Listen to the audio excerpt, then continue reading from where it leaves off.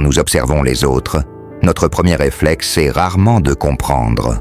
Nous jugeons, nous réagissons, nous condamnons. Quelqu'un agit mal, on se moque. Quelqu'un échoue, on critique. Quelqu'un pense différemment, on s'énerve.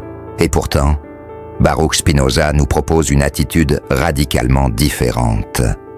Ne pas se moquer, ne pas déplorer, ne pas maudire, mais comprendre. Cette phrase paraît simple, mais elle renverse totalement notre manière de vivre.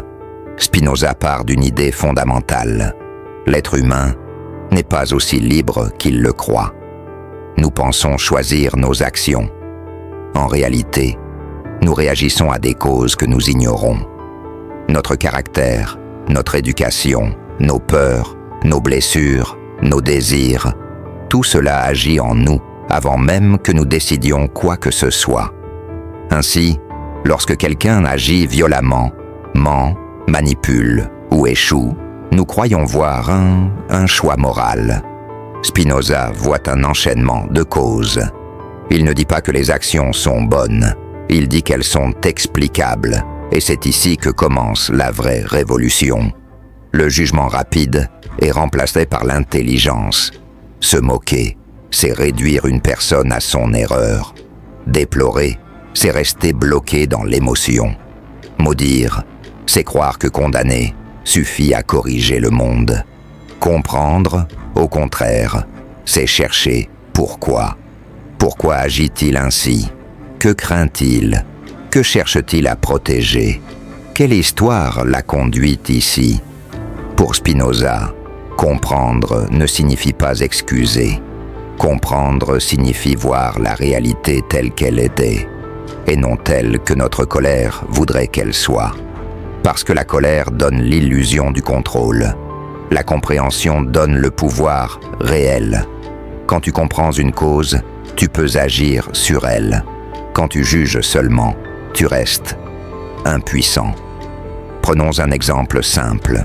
Quelqu'un te parle agressivement. Réflexe habituel, répondre agressivement.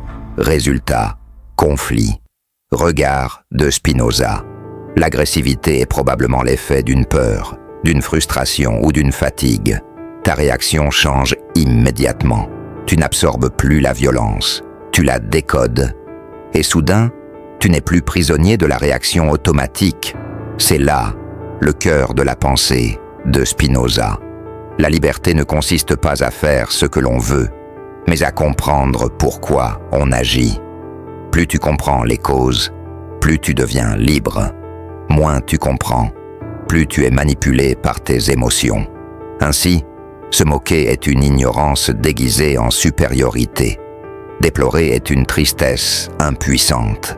Maudire est une colère stérile. Comprendre est une force, car comprendre transforme notre rapport au monde. Tu cesses de prendre tout personnellement. Tu cesses de croire que tout tourne autour de toi. Tu vois des mécanismes là où tu voyais des attaques, et ta paix intérieure commence exactement ici. Spinoza ne nous demande pas d'être froid, il nous demande d'être lucide. La lucidité apaise parce qu'elle dissout les illusions. Lorsque tu comprends vraiment quelqu'un, la haine devient difficile. Pas impossible, mais difficile. Pourquoi? Parce que la haine simplifie. La compréhension complexifie. Et l'esprit humain ne peut pas haïr longtemps ce qu'il voit clairement. C'est pour cela que comprendre rend plus calme. Non pas par morale, mais par intelligence. Le sage, chez Spinoza, n'est pas celui qui juge mieux. C'est celui qui explique mieux.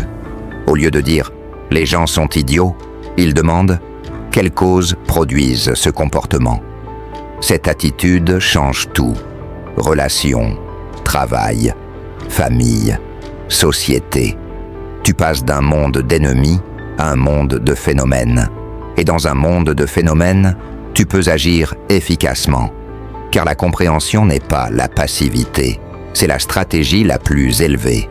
Un médecin ne déteste pas la maladie. Il l'étudie. Spinoza nous invite à devenir médecins des comportements humains. Observer, analyser, comprendre, puis agir avec justesse. Alors, la prochaine fois que quelqu'un te choque, te blesse ou t'énerve, essaie une seconde approche. Au lieu de réagir immédiatement, pose-toi une question. Qu'est-ce qui produit cela? Tu découvriras quelque chose d'étrange. Plus tu comprends, moins tu souffres. Moins tu comprends, plus tu luttes contre des ombres. Et peut-être que la vraie sagesse commence là. Non pas changer les autres par la colère, mais changer ton regard par l'intelligence. Parce qu'au fond, Spinoza ne nous demande pas d'être gentils. Il nous demande d'être libres. Et la liberté commence toujours par une chose, comprendre.